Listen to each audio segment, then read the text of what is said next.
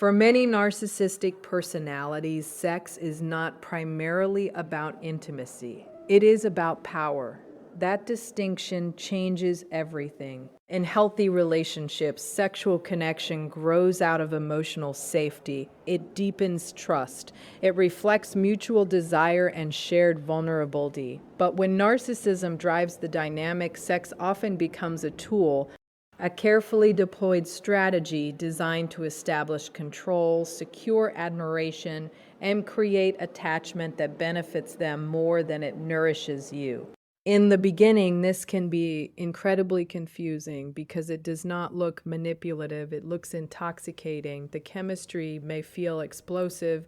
The attention may feel laser focused. You might experience a level of intensity that feels almost cinematic, constant messages, overwhelming compliments, magnetic physical closeness. They may study your preferences, mirror your fantasies, and present themselves as perfectly aligned with your desires. This is not accidental. Narcissistic individuals are often highly attuned to what generates admiration and bonding. They quickly learn what makes you feel special, chosen, and deeply desired, and they amplify it. This early sexual intensity serves a purpose. It accelerates attachment. Physical intimacy releases bonding hormones. It creates vulnerability. It builds hope. When someone pairs intense sexuality with idealization, telling you that you are unlike anyone else, that the connection is rare, that the chemistry is unmatched, the emotional glue sets fast, you begin to associate them with pleasure, validation, and excitement. That bond becomes leverage. Once attachment forms, the dynamic subtly shifts. Sex becomes less about shared closeness and more about maintaining dominance. They may initiate intimacy when they want reassurance, admiration, or emotional control. They may withdraw it when they feel criticized, insecure, or bored. The message becomes unspoken but clear. Access to closeness depends on your compliance.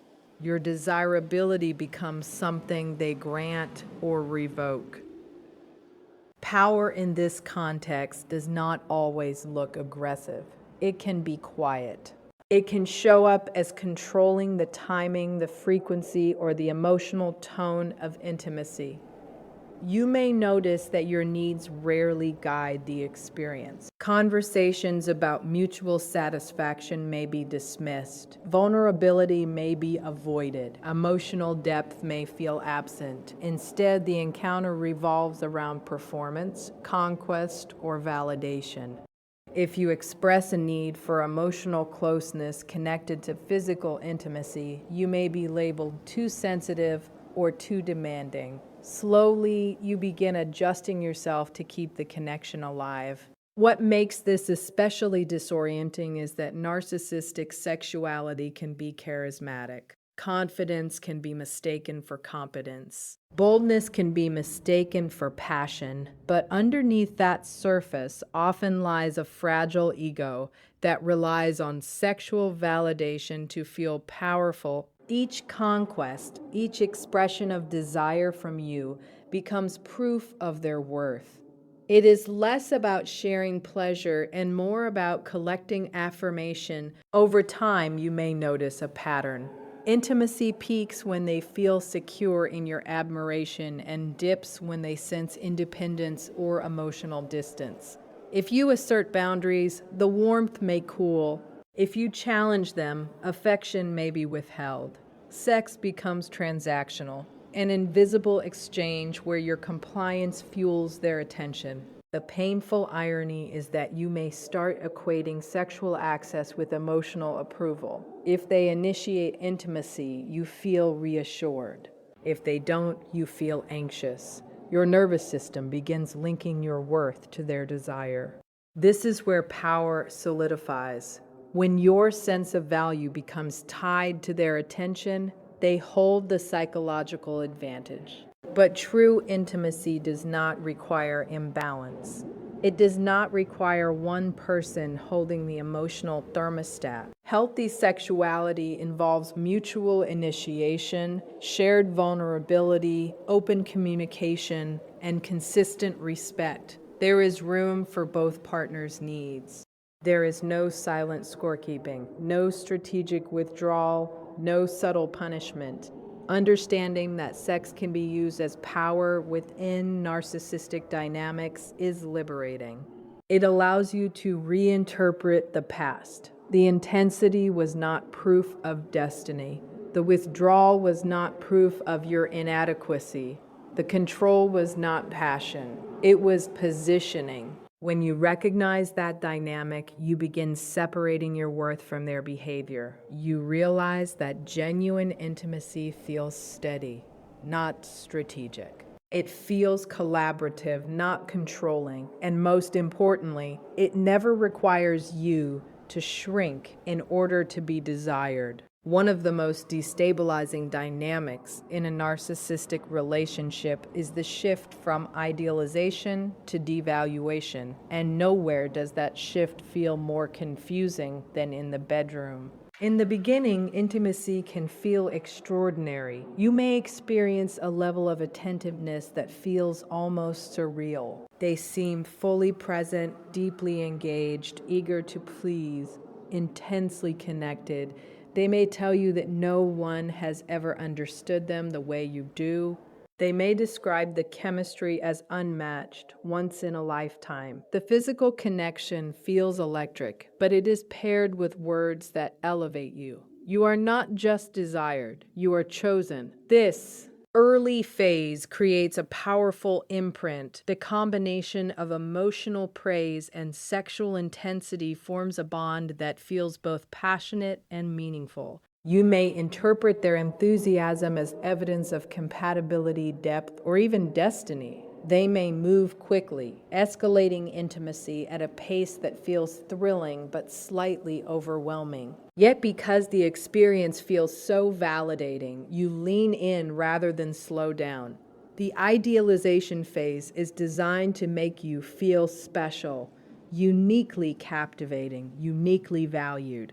But narcissistic idealization is rarely sustainable because it is built on projection, not reality. During this stage, they are not connecting with you as a whole, imperfect human being. They are connecting with the version of you that reflects back admiration, excitement, and novelty. Once familiarity sets in, once you are no longer new, once you have normal needs, moods, boundaries, and flaws, the fantasy begins to crack. The shift can be subtle at first. Compliments become less frequent. Enthusiasm becomes mechanical. They may appear distracted during intimacy, or they may begin introducing criticism wrapped in jokes. Comments about your body, comparisons to past partners, remarks about frequency or performance. The very space that once felt affirming begins to feel evaluative. What makes this phase so painful is the contrast. You remember the intensity. You remember how desired you felt, so when the devaluation begins, you assume something must have changed within you. You may try harder, dressing differently, initiating more often, suppressing concerns. You chase the earlier version of the relationship, believing if you can just return to who you were in the beginning, the magic will come back. But the shift was never about you. It was about their internal cycle. Narcissistic personalities often struggle with sustained intimacy because real closeness requires empathy, accountability, and emotional consistency. Once the thrill of conquest fades, they may experience boredom or irritation. Vulnerability feels threatening. Dependence feels uncomfortable. So instead of deepening connection, they create distance. In the bedroom, this can manifest as reduced interest, emotional detachment, or even withholding affection altogether. Intimacy may feel rushed or disconnected. Eye contact fades. Aftercare disappears. Conversations about needs are dismissed. The warmth that once felt consuming now feels conditional.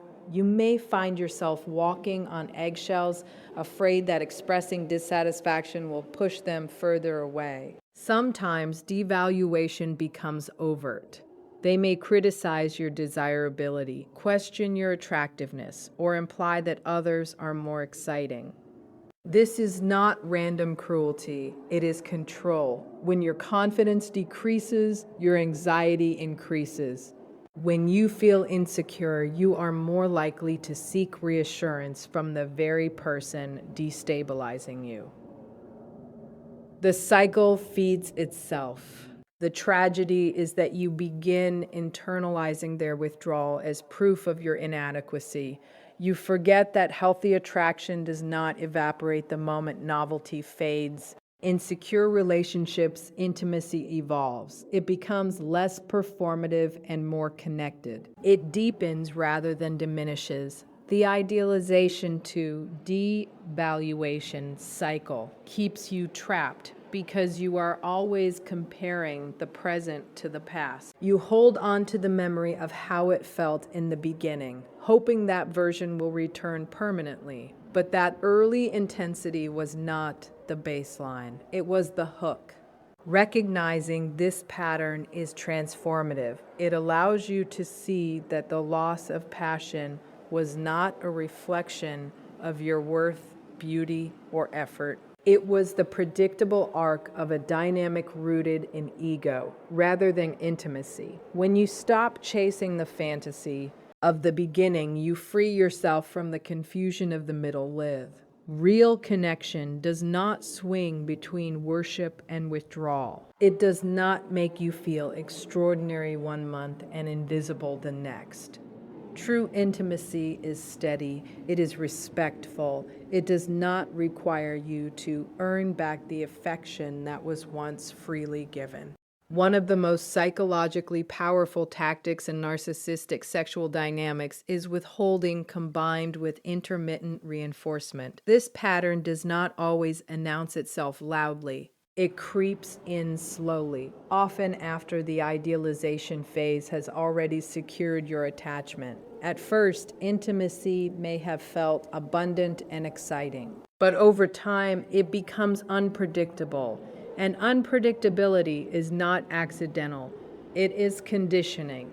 Intermittent reinforcement is one of the strongest behavioral drivers known in psychology. When rewards are given inconsistently, not every time, not on a clear schedule, the recipient becomes more focused, more invested, and more determined to regain the reward. It is the same mechanism that keeps people pulling slot machine levers. You never know when the next win is coming, so you keep trying. In narcissistic relationships, sexual attention can become that unpredictable reward. You may notice that intimacy suddenly feels inconsistent.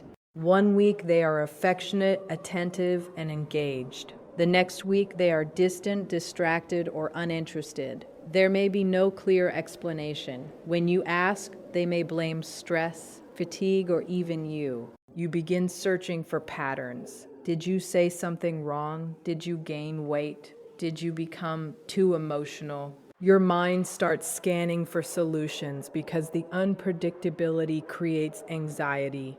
Withholding becomes a silent form of power. They may refuse closeness after conflict. They may pull away if you assert independence. They may ignore initiation attempts. Only to later re-engage when you appear to detach. The message underneath is subtle but powerful. Access to intimacy depends on your behavior. You start adjusting yourself accordingly. The nervous system does not respond well to inconsistency. When affection and rejection alternate, your body shifts into hypervigilance. You become highly attuned to their mood, their tone, their body language. You try to anticipate when warmth will return. This constant scanning drains emotional energy, yet it also deepens attachment. The relief you feel when intimacy resumes is intense. not just because of pleasure, but because anxiety temporarily subsides.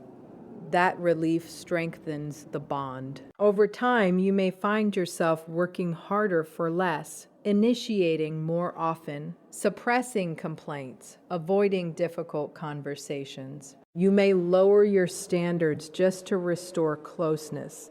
The focus shifts from mutual connection to regaining access. And this shift is critical because once you are striving for something that used to be freely given, the power imbalance solidifies. What makes this dynamic especially confusing is that the narcissist may occasionally return to the intensity of the early days. After a period of distance, they might suddenly become passionate, attentive, even tender. That surge feels like proof that the relationship is salvageable. You think, there it is. That's the connection I remember. But because it does not last consistently, you remain in pursuit mode. Intermittent reinforcement creates trauma bonds. The unpredictability strengthens attachment more than steady kindness ever could. Your brain associates the relationship with both distress and relief, creating a cycle that is difficult to break. You are not just attached to the person, you are attached to the hope of the next emotional high. Withholding also allows them to avoid vulnerability. True intimacy requires emotional presence. It requires showing up consistently. By keeping closeness unpredictable, they maintain control while avoiding depth. If you express hurt, they may accuse you of being needy. If you request consistency, they may frame you as demanding. The conversation shifts away from their behavior and toward your reaction. Eventually, you may start doubting your own needs. You might convince yourself that expecting regular affection is unreasonable. You may normalize the instability because confronting it feels risky. After all, pushing too hard could mean more withdrawal. So you silence yourself to preserve what little stability exists. Healthy intimacy does not rely on scarcity. It does not require anxiety to maintain interest. In secure relationships, affection is not a reward for compliance. It is a shared expression of connection. There is consistency. There is communication. There is room for both partners to express desire without fear of punishment. Recognizing intermittent reinforcement for what it is, conditioning, can be empowering. It helps you understand why the bond feels so strong despite the instability. It was never about weakness. It was about psychology. When you step outside the cycle, the unpredictability loses its grip, and you begin to remember what steady, respectful intimacy actually feels like. Another deeply unsettling dynamic in narcissistic sex, duality, revolves around shame, control, and projection. On the surface, a narcissistic partner may appear confident, even bold, in their sexual expression. They may present themselves as experienced, adventurous, or superior. But beneath that exterior often lies unresolved insecurity. And instead of confronting that insecurity, they externalize it. They project it. They relocate their shame onto you. Shame is a powerful emotion. It tells a person they are not enough, not attractive enough, not skilled enough, not desirable enough. For someone with strong narcissistic traits, it threatens the carefully constructed image of superiority. So rather than sitting with feelings of inadequacy, they unconsciously defend against them. One of the ways they do this is through criticism and control in intimate spaces. You may begin noticing subtle comments about your body. Perhaps they frame them as jokes. Maybe they compare you to someone else, an ex, a celebrity, a stranger. The remarks may be small at first, almost dismissible, but over time they accumulate. You start second-guessing how you look, how you move, how you express desire. The bedroom, which should feel safe, begins to feel evaluative. Projection is central here. If they feel insecure about performance, they may accuse you of dissatisfaction. If they fear aging or comparison, they may criticize your appearance. If they carry sexual shame from their past, they may label your preferences as inappropriate or excessive. The emotional discomfort they cannot tolerate within themselves is redirected outward, and you become the container for it. Control often follows shame. They may dictate when intimacy happens, how it happens, or what is acceptable. Your boundaries may be tested. If you express discomfort, they might dismiss it. If you say no, they may withdraw emotionally. If you ask for something different, they may mock or minimize your request. Slowly, the message becomes clear. Your needs are secondary to their ego. In some cases, this dynamic can swing in the opposite direction, where they push for increasingly risky or performative experiences, not for mutual exploration, but for validation. If you hesitate, you may be accused of being boring, repressed, or unadventurous. This framing shifts responsibility away from their pressure and onto your supposed limitations. This framing shifts responsibility away from their pressure and onto your supposed limitations. The goal is not shared pleasure, it is dominance disguised as sophistication. What makes this particularly damaging is that sexual shame strikes at identity. Intimacy is deeply personal. When criticism enters that space, it penetrates more deeply than everyday conflict. You may begin avoiding vulnerability altogether. You might dim your desires. Silence your preferences. Hide your insecurities rather than risk them being weaponized. Over time, this erodes self-esteem. You might start believing you are inadequate. You may internalize their projections as truth. The very person destabilizing your confidence becomes the one whose validation you seek.